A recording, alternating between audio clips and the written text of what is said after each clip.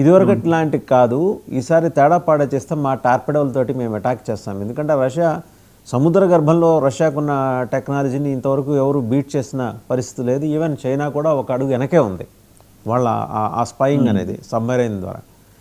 నిజంగా రష్యా కనుక తెగబడితే will it leads to third world war అండి?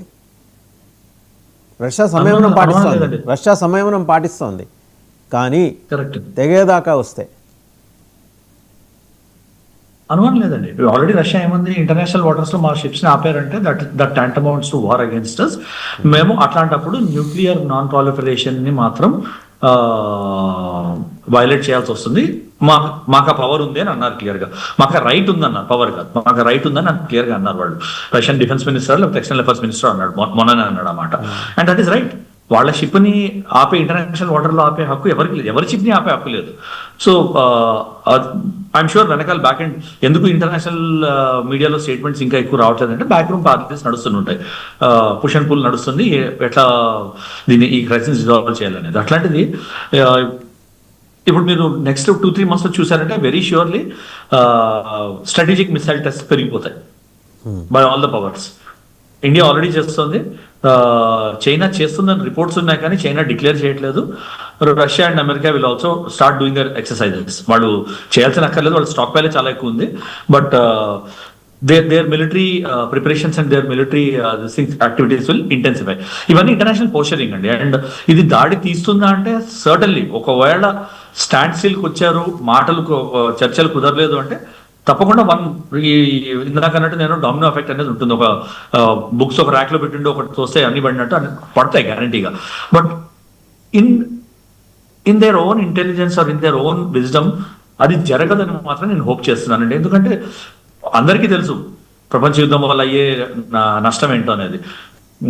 సో అక్కడ దాకా రాదని అనుకుంటాను. It's all as of now it strategic posturing అండి. ఫస్ట్ ఏంటంటే ట్రంప్ కి మీరు ఆలోచించాల్సింది అంటే 3-4 విషయాలు జరిగాయి.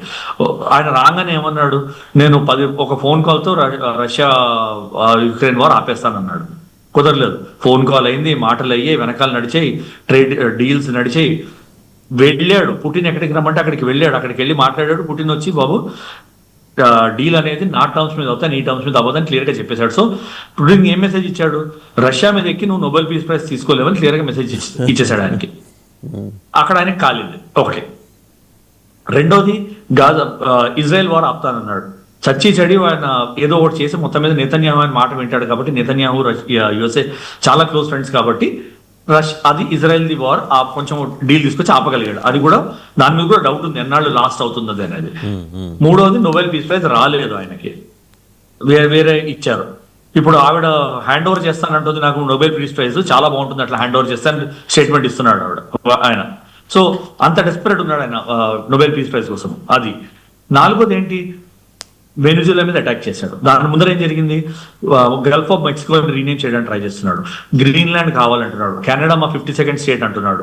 సో ఏంటంటే మీరు ఒక ఓల్డ్ డాక్ట్రిన్ ఉంది, మాన్రో డాక్ట్రిన్, 1823 కరెక్ట్. ఆ మాన్రో డాక్ట్రిన్ కి వెనక్కి వెళ్తున్నాడు ఆయన. అది ఏంటి, బేసికలీ యూరోపియన్ ఎక్స్పాన్షనిజం మేము ఒప్పుకోము, యుఎస్ఏ సార్వభౌమత్వం మీరు యాక్సెప్ట్ చేయాలనేది బేసిక్ దానిలో. దానిలో మీరు కార్టూన్ కూడా చూసారంటే చాలా బాగుంటుంది. కార్టూన్ చాలా డెపిక్టివ్ ఉంటుంది. ఆ కార్టూన్ చాలా ఫేమస్ కార్టూన్ ఉంది దాని మీద. సో దాన్ని మాన్రో డాక్ట్రిన్ డాన్రో డాక్ట్రిన్ తీశారు ఆయన పేరు మీద. ఇప్పుడు దాన్ని డాన్రో డాక్ట్రిన్ అంటున్నారు. So he's going back to that. అంటే కొంచెం వయసుతో పాటు కొంచెం బొరబడి పాడైనట్టు దానికి, రాషనల్ గా ఆలోచించలేకపోతున్నాడు. దాంతోపాటు ఏముందంటే ఆయన చుట్టూ ఆయన ఎస్ మెన్ ని నింపుకున్నాడు. ఆయన ఏమంటే అది తానా అంటే తందానా అనే వాళ్ళని నింపుకున్నాడు. దాంతో ఏమైపోయిందంటే ఆయనకి రైట్ అడ్వైజర్ ఉన్నట్టు కనిపించట్లేదు. ఈ మిస్టేక్స్ అన్ని, ఈ స్ట్రాటజిక్ మిస్టేక్స్ అన్ని అవే చేస్తున్నాడు. అండ్ ఐఎమ్ వెరీ స్కెప్టికల్ అండి. నేను ఇంకో 2 ఏళ్లే ఉంటాడు 3 ఏళ్లే ఉంటాడు అనేది మాత్రం నేను నమ్మను. He's already targeting a constitutional amendment. అది ముందర మాట్లాడాడు ఆయన. ఇప్పుడు కొంచెం సైలెంట్ గా ఉన్నాడు కానీ ఆయన మళ్ళీ కాన్స్టిట్యూషనల్ అమెండ్మెంట్ టార్గెట్ చేసి మళ్ళీ ఇంకోసారి ఎలక్ట్ అవ్వడానికి ట్రై చేస్తాడు గ్యారంటీగా. నోయింగ్ ట్రంప్ వెరీ వెల్ ఆయన ట్రై చేస్తాడు. అదొకటి. రెండోది ఒక భయం కూడా పుట్టుకుంది. ఈయన చేసే యాక్షన్స్ యుఎస్ఏ మీద ఇంప్లికేషన్స్ పడుతున్నాయని. ఏమైంది ఎఫెక్ట్, జోరాన్ మామ్దాని ఎలక్ట్ అయ్యాడు అగేన్స్ట్ హిజ్ ఆపోజిషన్. ఆయనకు నచ్చలేదు కానీ జోరాన్ మామ్దాని అక్కడ మేయర్ గా ఎలక్ట్ అయ్యాడు. అంటే డెమోక్రాట్స్ వెనక్కి వస్తున్నారు. ఇప్పుడు మిడ్ టర్మ్ ఎలక్షన్స్ వస్తాయి. వీటిలన్నింటికి ఏం చేయాలంటే ఆయన ఇంటర్నేషనల్ పోస్చరింగ్ తోటి సెంటిమెంట్ రిపబ్లికన్స్ వైపు తీసుకురావాలి. That is an effort is making. ఈ ఏడాదిలో అయ్యే mid term elections are going to dictate a lot of it. Second ఏంటి, సుప్రీంకోర్టు ఇన్ఫ్లుయెన్స్ చేయడానికి ట్రై చేస్తాడు. ఎందుకు, ఈ టారిఫ్ కేసు సుప్రీంకోర్టులో ఉంది. వాళ్ళు ఒకవేళ ఆయన కర్మగాలి ఓవర్ రూల్ చేశాడంటే మిడ్ టర్మ్ ఎలక్షన్స్ నుంచి ఆయన పతనం మొదలవుతుంది. అది అవాయిడ్ చేయడానికి ఇంత అగ్రెసివ్ గానే బిహేవ్ చేస్తున్నాడు అండి. రైట్. కల్నల్ పరం గారు, delta force is reportedly going to land in Iran. ఒకవేళ ఆయన అప్పటికే పారిపోయి ఉంటే రష్యాకి అది వేరే సంగతి, లేకపోతే ఆయన్ని లిఫ్ట్ చేయటం మనటి ఈయన మాదిరే. బట్ ఆయన అంత ప్రతిఘటించకపోవచ్చు. ఇఫెటాల్ ఆయన ఉంటే, ఇవన్నీ ఇఫ్ అండ్ బట్స్ మీద ఆధారపడి ఉంటాయి. ఐతుల్లా ఖుమైనీ ఆయన సజీవంగా ఉంటే అని ఆయన, ఎందుకంటే ఆల్రెడీ ఆయన డిమెన్షియాతో బాధపడుతున్నాడు. ఆయన తాను ఉన్నట్టుగా కూడా ఆయనకు తెలియని పరిస్థితి. సో ఆయన వారసులే ఆయన పేరు మీద మొత్తం నడిపిస్తున్నారు అక్కడ. ఆల్రెడీ ఫ్లీ అయిపోతే చేయగలిగింది ఏం లేదు, కాకపోతే లిఫ్ట్ చేయడం ఒకటి. రెండోది రెజీమ్ చేంజ్. అంతకుముందు వాళ్ళు చేసి ఇట్లాంటి ఈ తలకాయ లేని వ్యవహారాలు చాలా దేశాలు చేసి తల బొప్పి కట్టించుకుని వెనక్కి వెళ్ళింది అమెరికా. వియత్నాం చూసాం, ఆఫ్ఘనిస్తాన్ చూసాం. ఇప్పుడు ఆ ఇరాన్ని కనుక కెలికితే that may leads to third world వార్కి దారి తీసే కారణాల్లో అది కూడా ఒకటై ఉంటుంది, ప్రధానమైన కారణం ఉంటుందనే ఒక వాదన తెర మీదకి వస్తుంది. అండ్ మూడో అంశం ఏంటంటే ఈ మొబిలైజేషన్ ఆఫ్ వెపన్స్. సో ఏది వెస్ట్రన్ ఆసియాకి, పశ్చిమాసియాకి ఎందుకు అదంతా జరుగుతోంది. అండ్ నాలుగో అంశం అట్లాంటిక్ దగ్గర వాళ్ళకి చాలా అట్లాంటిక్ దగ్గర చాలా కీలకమైనవి, లేదా ఆర్కిటిక్ దగ్గర కూడా చైనా, రష్యా గనక అక్కడ వాళ్ళ ప్రావెస్నెస్ పెంచుకుంటూ పోతే రేపు పొద్దున మన రాజ్య విస్తరణ వాదానికి విఘాతం కలుగుతుందనే భావంతో అక్కడ కూడా అటాక్ చేసి గ్రీన్లాండ్ని స్వాధీనం చేసుకోవటం. ఇవన్నీ ఒకే మనిషి 10 రూపాయలు ధరించి చేసేస్తాడా? ఇదే this is all driven by weapons lobby. And నన్ను అడిగారు కదా వాసుదేవ్ గారు, ఏమండి నన్ను అడిగారు కదా క్వశ్చన్. మిమ్మల్ని ఓకే. సో ఇవన్నీ ఆయన చేసేది ఏంటంటే, ఆయన ఒకటే చేస్తాడంటే it is been run by deep state and this thing అండి. వాళ్ళ డీప్ స్టేట్ ఒకటి, వెపన్స్ లాబీ ఒకటి. Weapons lobby decides which president will come in to power in USA. ఈ వెపన్స్ లాబీ డీప్ స్టేట్ నడిపేవి ఇవన్నీ. సో ఏమవుతుందంటే regime change operations ఎందుకు. ఇంకోటి మీరు ఆలోచించాల్సింది ఏంటంటే, India has been accepted as a leader for global south. India global south leader అవ్వాలి అన్న ఒక దాని నుంచి India has been accepted as leader for global south. China ఎందుకు కాలేపోయింది లీడర్ ఫర్ గ్లోబల్ సౌత్ అంటే, గ్లోబల్ సౌత్ ఉన్న చాలా దేశాలకి చైనా అప్పిచ్చి కూర్చుంది. అలాంటి వాళ్ళని గ్లోబల్ సౌత్ లీడర్ గా యాక్సెప్ట్ చేయడం వల్ల ఇంటర్నేషనల్ రిపర్కషన్స్ ఉంటాయి. So India has been accept. ఇప్పుడు గ్లోబల్ సౌత్ లో నేటో ప్రెసెన్స్ ఎంత ఉంది? లేదు. సో వాళ్ళ వెపన్స్ ప్రెసెన్స్ కావాలి. యూరోప్ లో వాళ్ళ ప్రెసెన్స్ ఉంది. సో వాళ్ళ వెపన్ ప్రెసెన్స్, వాళ్ళ న్యూక్లియర్ ప్రెసెన్స్. ఇప్పుడు పాకిస్తాన్ లో న్యూక్లియర్ ప్రెసెన్స్ ఉందని కొన్ని ఇందాక వక్త అన్నారు, మనము ఆప్ సింధూర్ వాళ్ళు యూఎస్ఏ ఆపలేదని మనం ఏమీ వక్తవ్యం చేయలేదు అని. అవసరం లేదండి. ఆల్రెడీ యూఎస్ఏగా భయం చూపించాము ఆ కిరాణా హిల్స్ లో కొట్టి. నేను కన్ఫర్మ్ చేయను, నెగేట్ చేయను. కిరాణా హిల్స్ కొట్టాము. కిరాణా హిల్స్ మీద అంత టాపిక్ వచ్చింది. యూఎస్ఏ యాంటీ రేడియేషన్ ఎక్స్పర్ట్స్ వచ్చి వాళ్ళు ఇన్స్పెక్ట్ చేశారంటే దాని వెనకాల స్టోరీ ఏముంటుందో మనం అందరం తెలియని వాళ్ళు మనం ఊహించుకోవచ్చు. దాంతోపాటు ఇప్పుడు Pakistan legislators, Pakistan parliament members, ministers వచ్చి ఏమంటున్నారు, మేమే వెళ్ళాము యూఎస్ఏ దగ్గరికి, వినట్లేదు, మీరే ఆపండి అని యూఎస్ఏ దగ్గరికి వెళ్ళాం.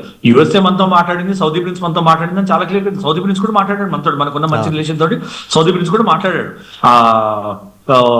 మాట్లాడితే మీరందరూ మాట్లాడటం కాదు, పాకిస్తాన్ వచ్చి మమ్మల్ని రిక్వెస్ట్ చేయాలి అంటే దాని తర్వాత డీజీఎంఓ లెవెల్లో టాక్ అయితే అప్పుడు మనం ఆపాము. ఇది క్లియర్ గా తెలిసిందే. దాన్ని సపరేట్ గా ప్రైమ్ మినిస్టర్ మోడీ వచ్చి, లేకపోతే ప్రెసిడెంట్ ద్రౌపది ముర్ము గారు వచ్చి చెప్పక్కర్లేదు. జరిగింది అందరికీ తెలుస్తోంది. 6 ప్లేన్లు పడ్డాయి, 7 ప్లేన్లు పడ్డాయి అన్న ట్రంప్. ఎవరికి పడ్డాయని చెప్పలేదు కదా. 6 ప్లేన్లు పడ్డాయి, 7 ప్లేన్లు పడ్డాయి అంటే ప్రపంచంలో తిరుగుతున్న శాటిలైట్స్ అన్ని ఒక్క శాటిలైట్ కూడా క్యాప్చర్ చేయలేదు మన ప్లేన్ పడింది. Very true. ఒక్క శాటిలైట్ పిక్చర్ కూడా లేదు. మనం చేసినవన్నీ క్లియర్ గా ప్రతి ఈవెంట్ కి ఒక set of satellite pictures various angles నుంచి, వేరియస్ టైమ్ జోన్ నుంచి, వేరియస్ టైమ్ లైన్ నుంచి, వేరియస్ శాటిలైట్స్ నుంచి క్యాప్చర్ చేసిన సెట్ ఆఫ్ శాటిలైట్ పిక్చర్స్ నుంచి మనం పబ్లిష్ చేసాం. చూసుకోండి మేము ఇవన్నీ చేసాము, ఎక్కువ క్లెయిమ్ చేయట్లేదు, తక్కువ క్లెయిమ్ చేయట్లేదు క్లియర్ గా చెప్పాం. సివిలియన్ ఏజెన్సీ కొట్టలేదని చెప్పాం. అలాగే మసూద్ అజర్ ఫ్యామిలీ చచ్చిపోయిందని ఇప్పుడు వాళ్ళే గుండెలు బాదుకుని ఏడుస్తున్నారు. పాకిస్తాన్ మీడియాలో మీరు చూసారంటే మసూద్ అజర్ ఫ్యామిలీని చంపేశారని. ఎవరికైతే ఒక మీడియాలో ఒక ఆయన ఉన్నాడు, ఆయనకి మెడల్ కూడా ఇచ్చింది పాకిస్తాన్. దాని తర్వాత ఆప్ సింధూర్ తర్వాత ఆయన గుండెలు బాదుకుని చెప్తున్నాడు మసూద్ అజర్ ఫ్యామిలీ ఏం చేసింది, మసూద్ అజర్ ఫ్యామిలీని చంపారు, వీళ్ళు అసలు ఇండియాకి అసలు దయాదాక్షిణ్యాలు లేవు, ఇవి అని మాట్లాడాడు. సో వాళ్ళే ప్రూవ్ చేసుకుంటున్నారు జరిగిన యాక్షన్స్ అన్ని ఎవరు చేశారు, ఎవరు చేయగలిగారు, ఎవరేం చేయలేదని. దాని తర్వాత మనం సెపరేట్గా వచ్చి వక్తవ్యం ఇవ్వగలరు. అది పక్కన పెట్టామంటే ఇప్పుడు ఏమవుతుందంటే వీటిలన్నిటితోటి ఇరాన్లో రెజీమ్ చేంజ్ అటెంప్ట్ చేశారు అంటే ఆల్రెడీ పపెట్ రెజీమ్ ఉంది. అయతుల్లా ఖొమైనీని తీసుకెళ్లి వాళ్ళు చేసేది ఏం లేదు. It is going to be symbolic thing. So ఆయన మీరు అన్నట్టు ఆయన రష్యాకి వెళ్ళిపోయేటప్పుడు రష్యా ఆల్రెడీ అది సేఫ్ పాత్ ఆఫర్ చేసింది ఆయనకి, ఆయన రష్యా వెళ్ళిపోతాడు ఒకవేళ ఇదన్నీ జరిగానంటే. అండ్ ఇరాన్ రెజీమ్ చేంజ్ వాళ్ళు టార్గెట్ చేస్తున్నారు. ఎందుకంటే ఇరాన్కి ఉన్న యురేనియం ఎన్రిచ్మెంట్ ఇవన్నీ వాళ్ళు they want to control that. ఇరాన్లో న్యూక్లియర్ ప్లాంట్ రాకుండా కంట్రోల్ చేయాలండి. ఒకసారి ఇరాన్లో ఫుటోల్ వచ్చింది అనుకోండి, వెస్ట్ లో ఇజ్రాయెల్ ని సపోర్ట్ చేయడానికి వాళ్ళకి ఒక ఫుటోల్ ఉంటుంది, రైట్ లో గ్లోబల్ సౌత్ ని, చైనాని, రష్యాని, ఇండియాని కంట్రోల్ చేయడానికి ఒక ఫుటోల్ ఉంటుంది. ఇరాన్ లో కొన్నాళ్ళు కూర్చున్నారంటే. So it is a very strategically important position for them. ఇప్పుడు పాకిస్తాన్ లో వాళ్ళు అసెట్స్ ప్లేస్ చేయడం ఈజీ కాదని తెలిసిపోయింది. ఇండియా నుంచి కొంచెం దూరం వెళ్ళాలని వాళ్ళకి అర్థమైపోయింది.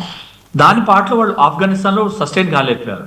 సో ఇరాన్ లో ట్రై చేస్తారు. ఎందుకంటే ఇరాక్ లో ఆల్రెడీ ఫుట్హోల్డ్ ఉంది, కువైట్ లో వాళ్ళ ప్రెసెన్స్ ఆల్రెడీ ఉంది. సో అక్కడి నుంచి కొంచెం స్లోగా స్ప్రెడ్ చేద్దామని ట్రై చేస్తున్నారు. సో ఇరాన్ లో రావాలని అనుకుంటున్నారు అనేది అటాసం కాదు. It can be reality at any point of time. Delta force land అవ్వచ్చు, టేక్ ఓవర్ చేయొచ్చు, అవన్నీ చేయొచ్చు. బట్ అది థర్డ్ వరల్డ్ వరకు లీడ్ చేస్తుంది అంటే it all depends upon how the international community reacts after that. Russia లాంటి దేశాలు, లేకపోతే ఇంకా మిడిల్ ఈస్ట్ లో పవర్ఫుల్ దేశం అనేది ఇది మిగలలేదు, ఇజ్రాయెల్ తప్ప.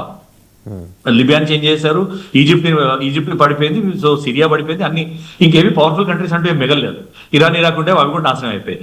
సో రష్యా ఎట్లా రియాక్ట్ చేస్తుంది, రష్యా నిజంగానే అది పర్సనల్ గా థ్రెట్ గా తీసుకుంటుందా అనే దాని మీద డిపెండ్ అవుతుంది. But any aggression by any foreign force can lead to a domino effect and a war అండి. అది మనం రూల్ అవుట్ చేయలేము. బట్ మోడర్న్ అఫైర్స్ లో అది కొంచెం ఇట్ ఈస్ డిఫికల్ట్ ఫర్, అంటే ప్రతి దేశము జంపిన్ అయిపోతుంది వెంటనే ఆలోచన లేకుండా అనేది 1940s కాదు, ఇది 2020 ఇప్పుడు. ఇది ఇంటర్నేషనల్ కంట్రీస్ ఆల్సో చేస్తారు. కరెక్ట్, అది మనం గ్రాంట్ చేయాలి. రైట్. ఒకసారి కోటేశ్వరరావు గారి దగ్గర. కోటేశ్వరరావు గారు, బహుశా రష్యా అనే దేశం సంయమనం పాటించకపోయి ఉంటే ఈ పాటికి గడిచిన 2 రోజుల్లో అల్లకల్లోలం విపరీతంగా జరిగి ఉండేదేమో. నిజంగా అంత బ్యాలెన్స్డ్ నేషన్ తోటి మనకున్న సౌహార్దపూర్వక సంబంధాలకి చూసి మనం గర్వపడాలి. అండ్ ఇప్పుడు అదే రష్యా థ్రెటనింగ్ టోన్ తోటి అమెరికా మీద గట్టి వార్నింగ్ ఇచ్చింది. థ్రెటనింగ్ టోన్ ఏంటి, గట్టి వార్నింగ్. పిచ్చేషాలు వేస్తే మాత్రం పుచ్చ లేచిపోతుందనే పద్ధతిలోనే మాట్లాడింది. ఇవాళ రష్యా నిజంగా అంతే సీరియస్గా ఉందండి. అండ్ అంత కాంపిటెంట్ ఇనఫ్ నిజంగా. వాళ్ళ దగ్గర టెక్నాలజీ లేదని కాదండి, అద్భుతమైన అధునాతనమైన టెక్నాలజీ ఉంది. బట్ ఈ ఉక్రెయిన్ తోటి వారితోటి వచ్చిన రిఫ్ట్ కారణంగా వాళ్ళు కొంత వాళ్ళ ప్రాసెస్ తగ్గింది. వాళ్ళ మేధస్సుని లేకపోతే వాళ్ళ శక్తి సామర్థ్యాలను ఇక్కడ బీలిటిల్ చేసి చెప్పడం కాదు. కోటేశ్వర గారు, ఇప్పుడు 3వ ప్రపంచ యుద్ధం గురించి మాట్లాడుతున్నారు చాలా మంది. నా అభిప్రాయం ప్రకారం 3వ ప్రపంచ యుద్ధం వచ్చేటువంటి అవకాశాలు లేవు. చైనా యుద్ధానికి సిద్ధం కాదు, రష్యా సిద్ధం కాదు, అన్నింటికి మించి అమెరికా సిద్ధం కాదు. అమెరికాకు ఉండేటువంటి భయం అమెరికాకు ఉంది. ఎందుకంటే న్యూక్లియర్ పవర్స్ 2వ ప్రపంచ యుద్ధంలో అమెరికా ఒకటే న్యూక్లియర్ పవర్, అందుకని అది ప్రపంచాన్ని భయపెట్టింది. కానీ ఇవాళ అట్లా కాదు. ఆ న్యూక్లియర్ పవర్ అనేటువంటిది ఎంత ప్రమాదకారో అందరికంటే అమెరికాకి తెలుసు. దేవుడు నైవేద్యం తినడానికి పూజారికి తెలిసినట్టుగా దాని యొక్క ప్రమాదాలు అమెరికాకి తెలుసు. అందుకని అమెరికా బెదిరిస్తుంది, బ్లాక్మెయిల్ చేస్తుంది తనకున్నటువంటి వివిధ వాటితోటి, అంతే తప్ప అది ఏదో యుద్ధానికి సిద్ధంగా ఉందని నేనైతే అనుకోవట్లేదు. మిగిలినటువంటి దేశాలు ఏవి కూడా యుద్ధానికి అయితే సిద్ధంగా లేవు. ఎందుకంటే యుద్ధానికి ఎవరైనా, ట్రంప్ అయినా లేకపోతే జింపింగ్ అయినా లేకపోతే మరొకరైనా కానీ తొందరపడాలని చెప్పేసి అమెరికా కోరుకుంటాం. వీళ్ళు టెంప్ట్ అయితే దాన్ని సాకుగా చూపించి తన ఆయుధాలు అమ్ముకోవడానికి, తన యొక్క స్ట్రాటజీని చేయడానికి చూస్తాను. అందుకని డెఫినెట్ గా పుతిన్ కావచ్చు, జింపింగ్ కావచ్చు, వీళ్ళెవరు కూడా అమెరికా ట్రాప్ లో చిక్కుకునేటువంటి అవకాశం అయితే లేదు. అయితే ఇప్పుడు ఈ ట్యాంకర్ విషయం ఉంది. ఈ ట్యాంకర్ విషయంలో మరి గట్టిగా హెచ్చరిక చేసింది. ట్రంప్ తగ్గుతాడా లేకపోతే ఏం చేస్తాడు అనేటువంటిది మనం చూడాలి. అందుకని ప్రతిదీ 3వ ప్రపంచ యుద్ధానికి, ప్రతి ఘర్షణ కూడా 3వ ప్రపంచ యుద్ధానికి దారి తీసేటువంటి అవకాశం అయితే లేదు. ఇవాళ ప్రపంచంలో అటువంటి పరిస్థితి కూడా లేదు. ఎందుకు అంటే అమెరికాకి తగిలినటువంటి ఎదురు దెబ్బలు, దాని యొక్క సైనిక శక్తి ఎంతో పెద్దదే అయినప్పటికీ వియత్నాంలో పారిపోయింది, ఆఫ్ఘనిస్తాన్ లో పారిపోయింది, ఎక్కడ నేరుగా పాల్గొన్నటువంటి ఏ యుద్ధంలో కూడా అది గౌరవప్రదంగా వెనక్కి తగ్గలేదు, పారిపోయాయి. అటువంటి పరిస్థితి ఇప్పుడు ఈవెన్ ఇరాన్ విషయంలో కూడా మేము అణుస్థావరాలన్నింటినీ కూల్చేసాం, పేల్చేసామని చెప్పేసి చెప్తే అది వాస్తవం కాదని చెప్పేసి అమెరికాలో ఉన్నటువంటి మీడియా ఇతర సంస్థలే చెప్పాయి కదా. అందుకని అది అంత తేలిక కాదు. వెనిజులా సిచ్యువేషన్ వేరు. వెనిజులాలో కూడా ఇప్పటికీ ఇంకా ఏం జరిగింది అనేటువంటి నాకైతే కొన్ని అనుమానాలు ఉన్నాయి. అక్కడ ఉన్నటువంటి కొంతమందిని లోబర్చుకొని వాళ్ళు లొంగిపోయి ఆ విధమైనటువంటి అవకాశం కలిగించారనేటువంటి వర్షన్స్ కూడా వస్తున్నాయి. ఇంకా నిర్ధారణ కావాలి అనుకోండి. అందుకని అన్ని దేశాలు అలాగే ఉంటాయని అనుకుంటే పొరపాటు. ముఖ్యంగా ఇరాన్ విషయంలో దానికి ఎక్కడి నుంచో రావాలి. ఇప్పుడు వెనిజులా అంటే పక్కనే ఉంటుంది కనుక వెళ్ళింది చేసింది, కానీ ఇరాన్ విషయానికి వచ్చేసరికి ఎక్కడి నుంచో రావాలి, సుదూరం. అందుకని అనేకమైనటువంటి కాంప్లికేషన్స్ ఇవాళ ప్రపంచ రాజకీయాల్లో ఉన్నాయి. అమెరికా పైకి గంభీరంగా ఉన్నప్పటికీ ట్రేడ్ విషయంలో ఒకవేళ ఇదే కనుక జరిగేట్లయితే ఏ అధ్యక్షుడికి అమెరికా చరిత్రలో ఏ అధ్యక్షుడికి ఎదురుగానంత ఏడాది కాలంలోనే 2 సార్లు నో కింగ్స్ అనే పేరుతోటి మరొక పేరుతోటి 50 లక్షల మంది 70 లక్షల మంది అమెరికా నగరాలంతటా కూడా వ్యతిరేకమైనటువంటి ప్రదర్శనలు చేశారు. అందుకని ఇప్పుడు ట్రంప్ ఎందుకు హడావుడి ఇవన్నీ ఎందుకు చేస్తున్నాడంటే నా అభిప్రాయం ప్రకారం మిడ్ టర్మ్ ఎలక్షన్స్ లో కనుక గెలవకపోయేట్లయితే రాబోయేటువంటి 2 సంవత్సరాల్లో బడ్జెట్ కావచ్చు అనేక విషయాల్లో దెబ్బతింటాడు. ఆ తర్వాత మళ్ళీ డెమోక్రాట్స్ పుంజుకునేటువంటి అవకాశం ఉంది. అందుకని మిడ్ టర్మ్ ఎలక్షన్స్ దృష్టిలో పెట్టుకొని అదేవిధంగా ముఖ్యంగా ఈ డాలర్ పతనం అనేటువంటిది మెల్లమెల్లగా తాబేల్లాగా డీడాలరైజేషన్ అనేటువంటిది తాబేల్లాగా ముందుకు పోతా ఉంది. ఏదో వెంటనే ఇప్పటికిప్పుడు డాలర్ ని పక్కన పెట్టేస్తారని నేనైతే అనుకోవట్లేదు, కానీ ఆ క్రమం ఆ ప్రాసెస్ అనేటువంటిది స్టార్ట్ అయింది. దాన్ని వేగవంతం కాకుండా చేయాలనేటువంటి ఎత్తుగడ కూడా దీనిలో ఉంది. ఇప్పుడు ఆ ట్రంప్ ఏం చెప్తున్నాడు, వెనిజులా నుంచి ఆయిల్ కొంటే మన దేశం 2024లో కొన్న ఆయిల్కి 25లో కొన్న ఆయిల్కి 81% కట్ చేసాం మనం. ట్రంప్ బెదిరించిన తర్వాత వెనిజులా గురించి బెదిరించిన తర్వాత మన దేశం 81% కట్ చేసింది. ఇప్పుడు అదే ట్రంప్ ఏమంటున్నాడు, అదే వెనిజులా నుంచి మేము ఆయిల్ ఇస్తా ఉంటున్నాడు. అంటే ఏంటి, అమెరికన్ కంపెనీల నుంచి మీరు కొనుగోలు చేయండి అని చెప్పేసి. అందుకని ట్రంప్ కి నరేంద్ర మోడీ గారు భయపడినటువంటివి ఉన్నాయి, ప్రతిఘటిస్తున్నాయి, రెండు ఉన్నాయి. అయితే ఏది పైచే అవుతుంది ఏంటి అనేటువంటిది మనం రాబోయే. థ్యాంక్ యూ కోటేశ్వర గారు, అలాగే బండారు రామ్మోహన్ రావు గారు, పెన్పాటి పుల్లారావు గారు, కల్నల్ పరమేశ్వర గారు, అందరికీ ధన్యవాదాలు. సో చూసాం కదా, డొనాల్డ్ ట్రంప్ హిట్ లిస్ట్లో 20 దేశాలు, పేరుకి మనం లేవు కానీ వాటికి మించిన హిట్ లిస్ట్లో అయితే మనం ఉన్నాం అనేది స్పష్టంగా అర్థమవుతుంది. ఆ ట్రంపరితనం వల్ల వస్తున్న చికాకుల్ని మనం సమర్థవంతంగానే అధిగమిస్తున్నాం. ఆ ఇంప్రెషన్ని వెంబడే బయట ప్రపంచానికి చెప్పాల్సిన అవసరం లేదు. అది లౌక్య నీతి అండ్ దౌత్య నీతి. సో దాని గురించి వరి అవ్వాల్సిన అవసరం లేదు. And at the same time వాళ్ళ కామర్స్ మినిస్టర్ హొవార్డ్ లూట్నిక్ ఏమంటారు, ఈ ట్రంప్ ఫోన్ చేయలేదు ఈ